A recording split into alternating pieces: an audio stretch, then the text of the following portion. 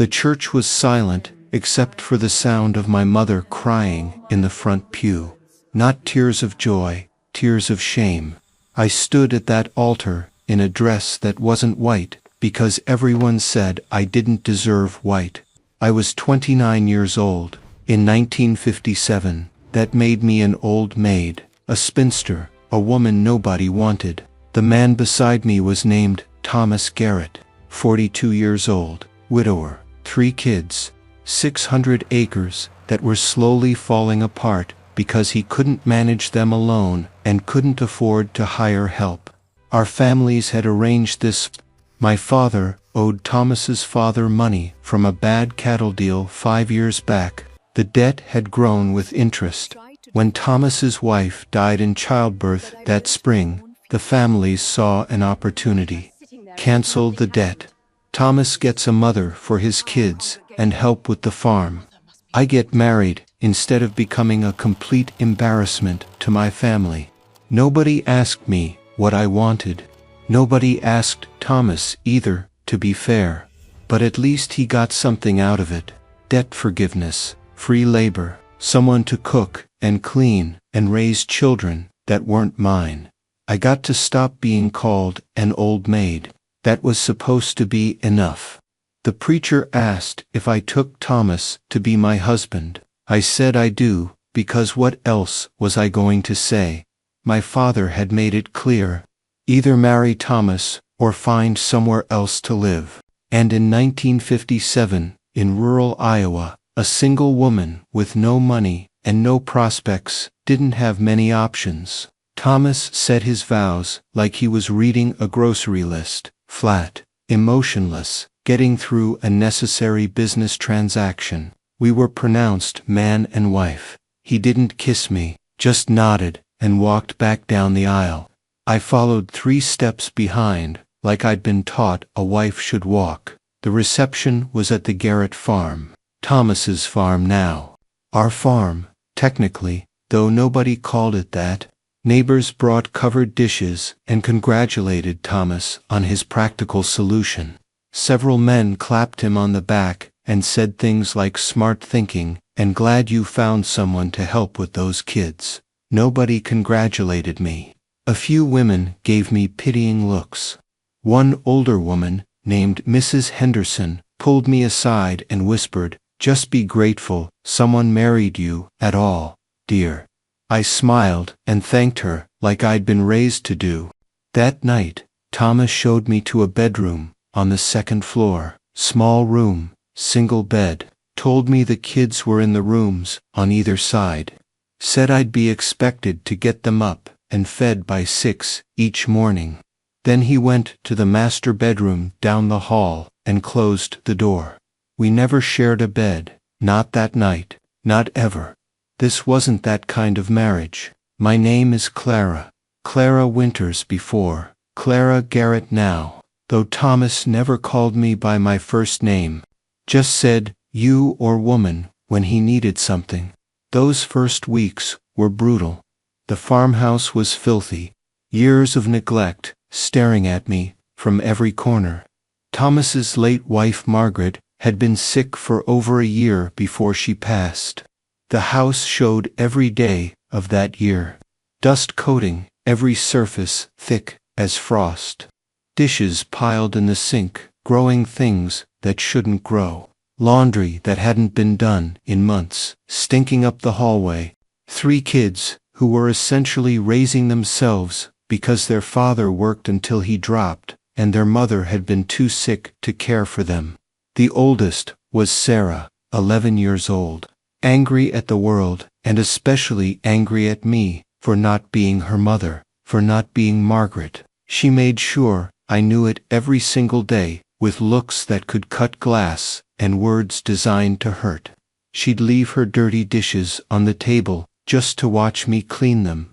She'd track mud through the house I'd just scrubbed. She'd tell me I cooked wrong, cleaned wrong, talked wrong, walked wrong.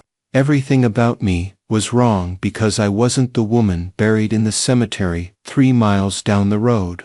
The middle child was James, 8 years old, quiet as a church mouse, watched everything with those dark eyes, didn't talk much, but missed nothing.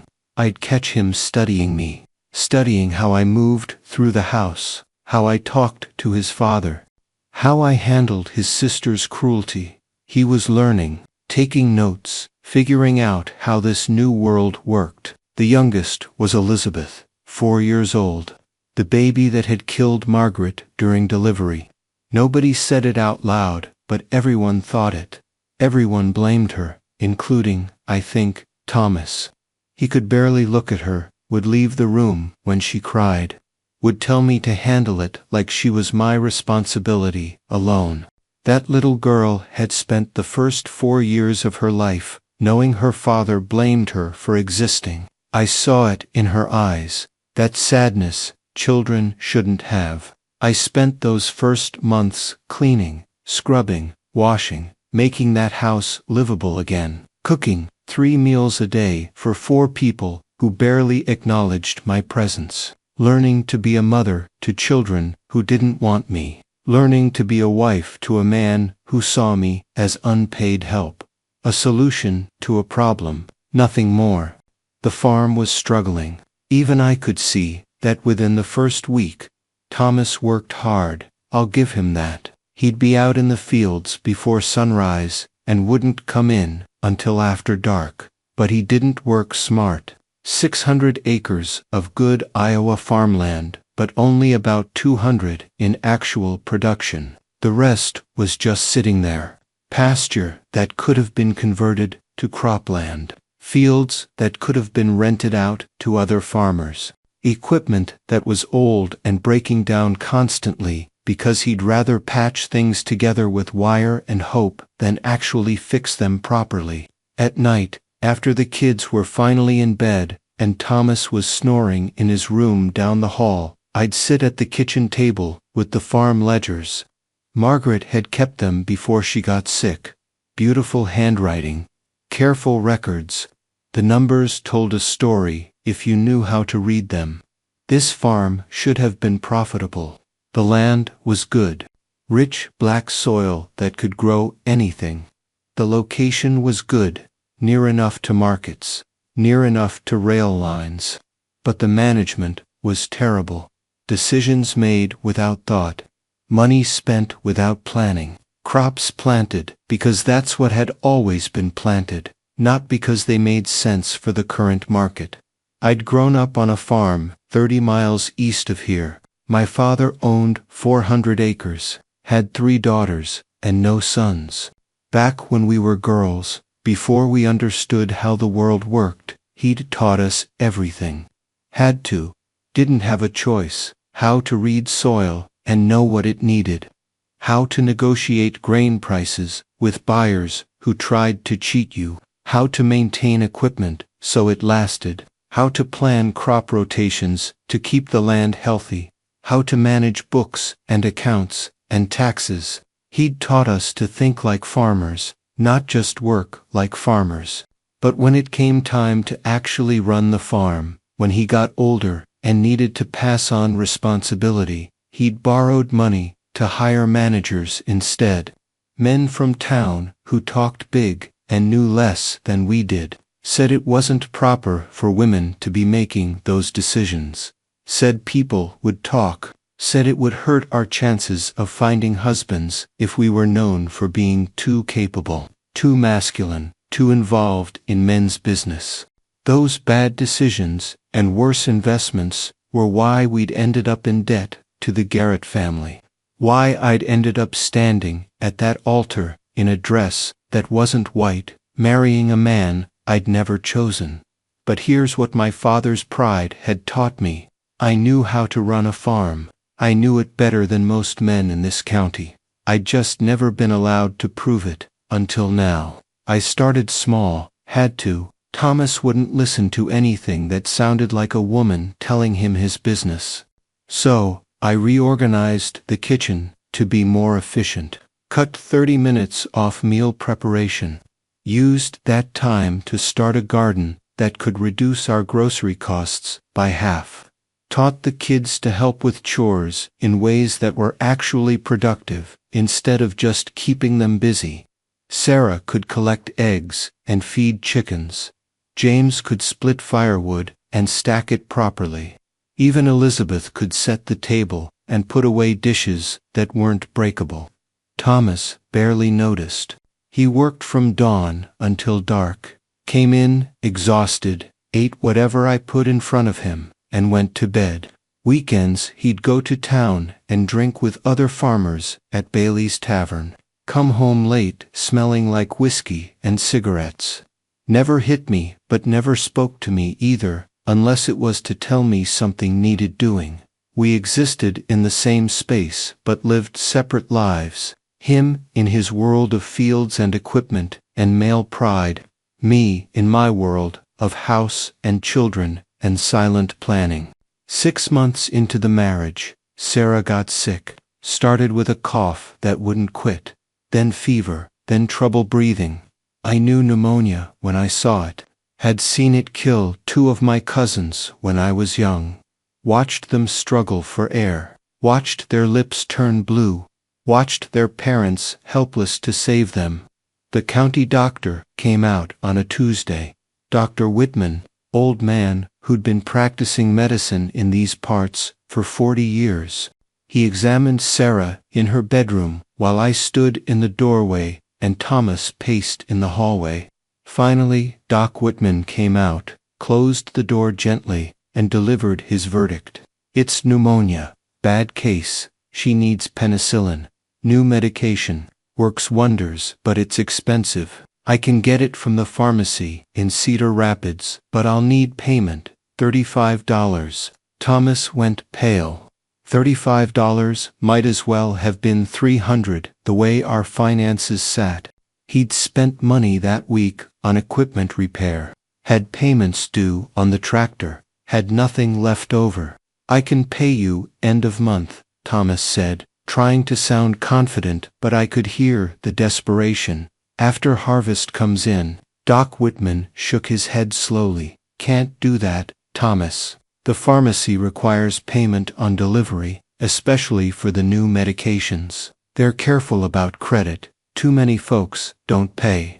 She's my daughter, Thomas said, and I heard something crack in his voice. You're telling me you'll let a child die over $35? I'm telling you I can't get the medicine without payment. Those are the rules, not my rules, the pharmacy's rules.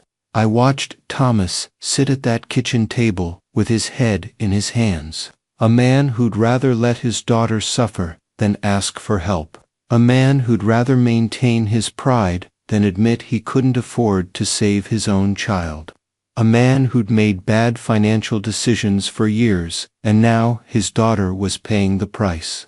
So I solved it. Went to my room, opened the small suitcase I'd brought from my father's house, found the one valuable thing I owned, hidden in a sock at the bottom. My grandmother's wedding ring, yellow gold with 3 small diamonds. The only thing she'd left me when she died. The only connection I had to a woman who'd loved me unconditionally. I walked into town that afternoon, told Thomas I needed supplies from the general store. Went to Mrs. Henderson's house instead. She dealt in jewelry. Bought and sold estate pieces. Everyone knew it, even though she pretended it was just a hobby. I need to sell this, I told her, holding out the ring. How much will you give me? She examined it with her jeweler's loupe. Where did you get this, Clara? It was my grandmother's. It's mine to sell. Does Thomas know you're here? Thomas doesn't need to know. How much? She looked at me for a long moment. $40. That's more than fair. I'll take $55. That's what I need. She counted out the money. $35 in bills. Then she said something I'll never forget. She said, a woman who'd sell her grandmother's ring to save a child that isn't even hers might just be worth something after all. I took the money to Doc Whitman. He got the penicillin. Sarah got better. 3 days later, her fever broke. A week later, she was back to giving me those hateful looks. But she was alive. That mattered more than whether she liked me. Never told Thomas where the money came from. Let him think the doctor had extended credit, after all. Let him think his masculine pride had worked out, somehow. That's when something fundamental changed in me. Sitting in Sarah's room that night, after the fever broke, watching her sleep, watching her chest rise and fall with healthy breaths, I realized something important. I wasn't helpless. I'd just been acting helpless, because that's what everyone expected. That's what I'd been trained to do my entire life. Be quiet. Be grateful.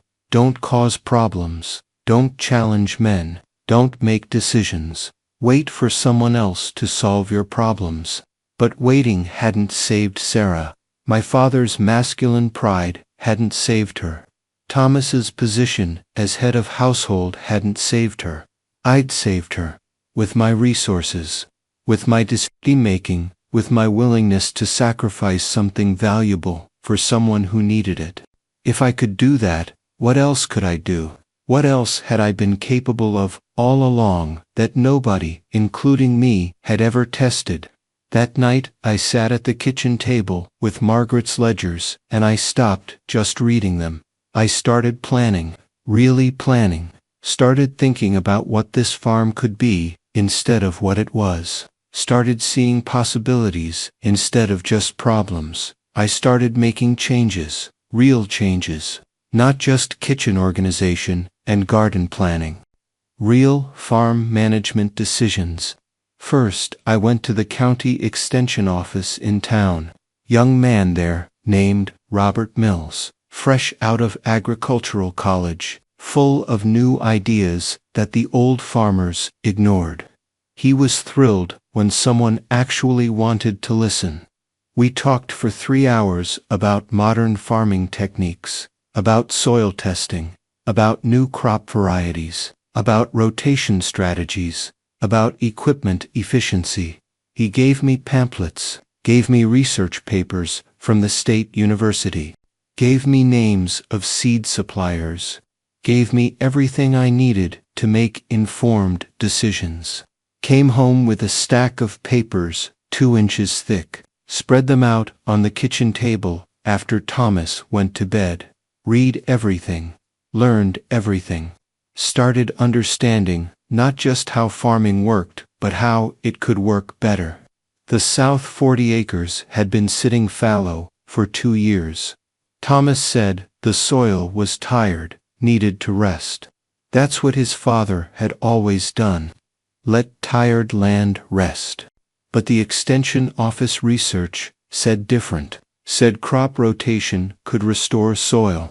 Said soybeans actually added nitrogen back to depleted soil. Said planting soybeans in tired fields could make them productive again.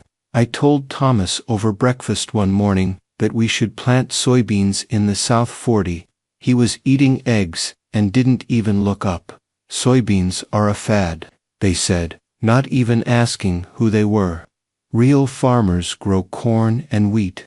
That's how it's always been. The research says soybeans restore nitrogen to depleted soil, says they're profitable, says the market is growing. University of Iowa has 10 years of data showing he stood up from the table. I don't care what the university says. City folks in offices don't know farming. I know farming. We're not planting soybeans. Then he left for the fields. Discussion over a man had spoken. That was supposed to be the end of it. But I was done with that. Done with good ideas dying because masculine pride was more important than logic. I used the egg money I'd been saving, $68 accumulated from 6 months of selling eggs at the general store. Every penny, carefully set aside, went to the seed supplier Robert Mills had recommended. Bought enough soybean seed to plant 40 acres. The supplier looked at me strange. Woman buying seed without her husband. But money is money. He sold it to me. Saturday morning, Thomas went to town like he did every Saturday, drinking with the boys at Bailey's Tavern. Wouldn't be back until evening.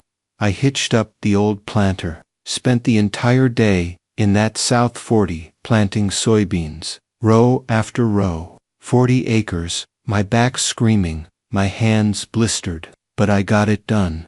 Thomas noticed that Monday, saw the planted field, came in for lunch, angry. What did you do? Demanded. I planted soybeans, like I suggested, like the research recommended. I told you no. You told me your opinion. I made a different decision.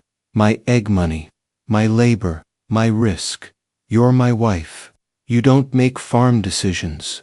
Then pay me a salary as your farm manager. Give me official authority, because I'm doing the work anyway. The research, the planning, the problem solving. You can either acknowledge it and compensate me, or I can keep doing it on my own time, with my own resources. Your choice. He stood there, breathing hard, furious, humiliated. His wife had planted a crop against his orders, had made a farm decision without his permission. In 1957 Iowa, that was unthinkable. But he didn't make me plow it under, didn't destroy the crop, just stormed out, wouldn't speak to me for 3 days. That fall, the soybeans came in. Yield was good, better than good. Price was better than corn. Brought in close to $400 profit on 40 acres that had been sitting idle, 3 times what corn would have brought on the same land. Thomas noticed that. Suddenly, he was willing to listen. Not willing to give me credit in front of anyone else, but willing to listen when we were alone. I told him we should rent out the 200 acres we weren't using.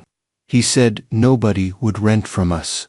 I contacted every farmer in 3 counties, found one who'd been looking to expand, negotiated a fair price, brought in income on land that had been sitting idle.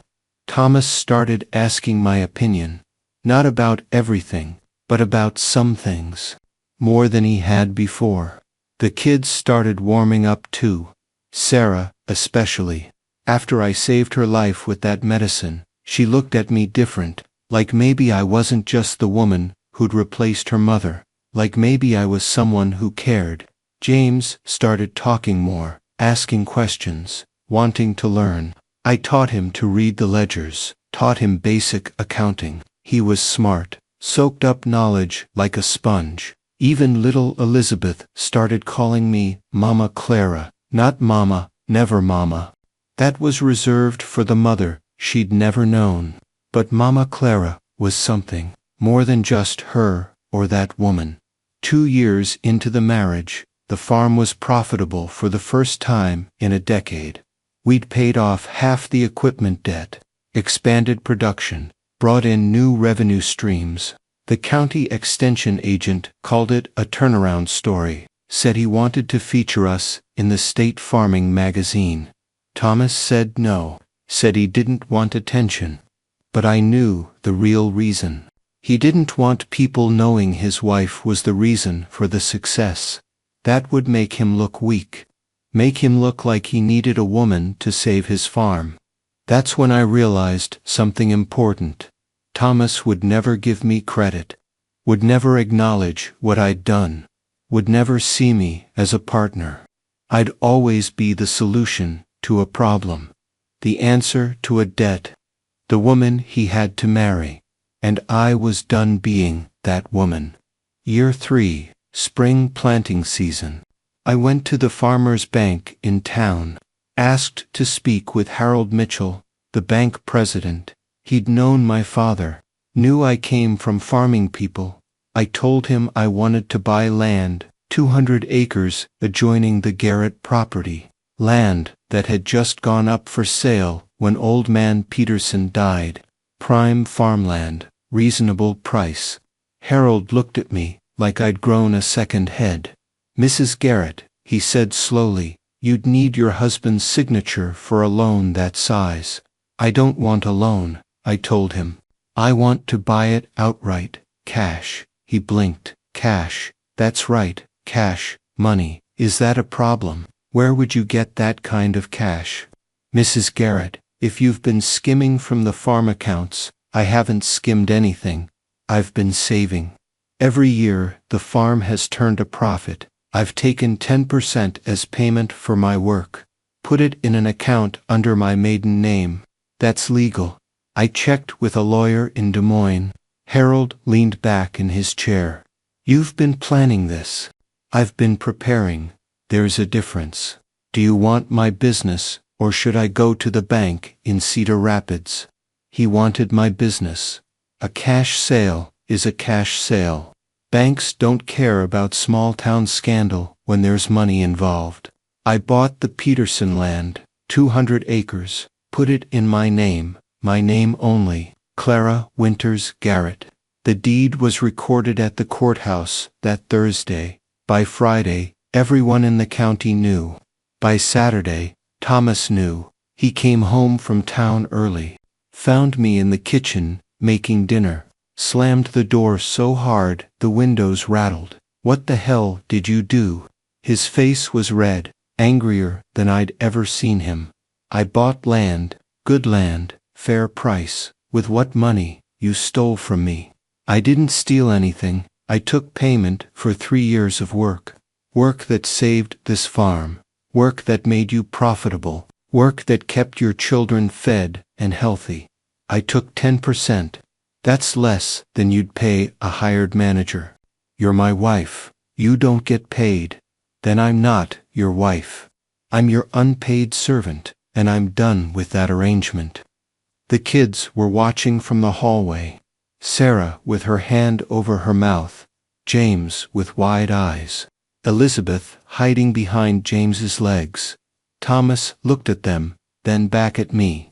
You can't do this. You're a woman. That land will revert to me legally. No, it won't. I checked thoroughly. As long as it's purchased with my separate funds, under my separate name, it's mine. Married Women's Property Act, Iowa revised it in 1873, expanded it in 1940. I may be your wife on paper, but that land is mine in law. Thomas stood there, breathing hard. The man had never been refused anything in his life, never been challenged, never been told no by a woman. Finally, he said, "What do you want?" "I want partnership, real partnership. I want my name on the farm accounts. I want decision-making authority. I want acknowledgement for what I've done. I want respect.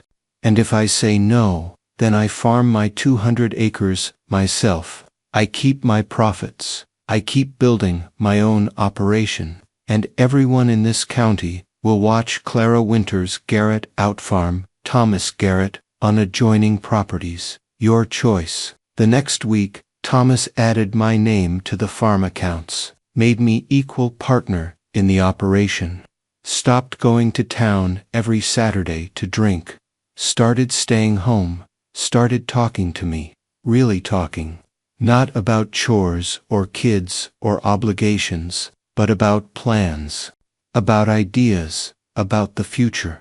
It wasn't love. Not then. Maybe not ever. But it was respect. And respect was better than what I'd had before. Word spread fast. The county was scandalized. Women didn't buy their own land. Women didn't challenge their husbands. Women didn't demand partnership. Mrs. Henderson cornered me at church. She said, "Clara Garrett, what you've done is shameful. You've embarrassed your husband in front of the entire community." I told her, "Mrs. Henderson, with all due respect, my husband should have been embarrassed 3 years ago when he needed his forced wife to save his failing farm. I've done him a favor by making him look successful instead of incompetent." She gasped, walked away, told everyone I was unnatural, unwomanly, setting a dangerous example. But here's what happened. Other women started asking questions, started wondering why they worked full-time on family farms without pay or recognition, started questioning arrangements they'd accepted their whole lives. Sarah asked me one night, "Mama Clara, why did you do it? Buy the land?" I looked at that 11-year-old girl and told her the truth. because I needed everyone, including your father, to know, I'm not here because I have to be. I'm here because I choose to be, and that choice is worth everything. 5 years later, the Garrett farm was the most profitable operation in the county. We'd expanded to 1,000 acres, brought in new equipment, implemented crop rotation strategies that other farmers were copying. The county extension made us a model farm for the entire region. Thomas would introduce me at farm meetings. This is Clara, my partner. Built this operation together, not my wife, my partner. That mattered. Sarah grew up watching me run a farm, went to agricultural college, first woman in the county to do it, came back and started her own operation. James took over the farm eventually, made his wife a full partner from day one, said he learned from watching me that partnership makes stronger operations. Elizabeth became a lawyer, specialized in women's property rights. Said she remembered being 4 years old and watching her stepmother buy her own land. Said that day changed what she thought was possible. The county never really forgave me, even after everything I accomplished. Even after I proved them wrong, they still called it shameful, still said I'd overstepped, still said I'd embarrassed my husband by being too capable, too strong, too unwilling to accept my place. But I didn't do it for them, I did it for me, and for every woman who'd been forced into a marriage she didn't want with a man she didn't choose, because society said she had no other option.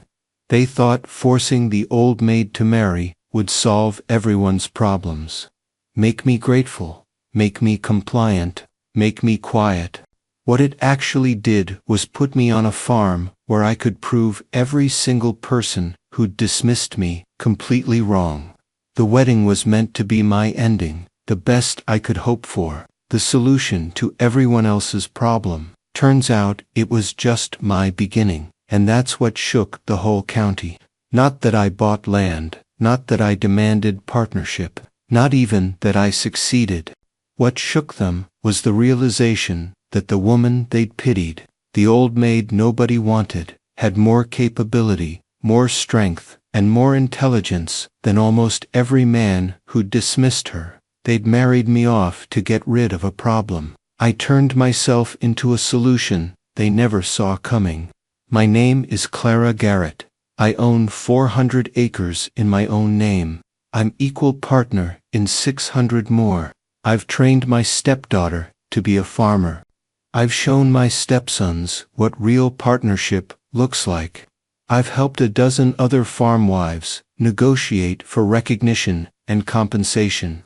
And I did it all in a county that said a 29-year-old unmarried woman had no value and no future. They were wrong about what an old maid could do, and I spent the rest of my life making sure everyone knew it.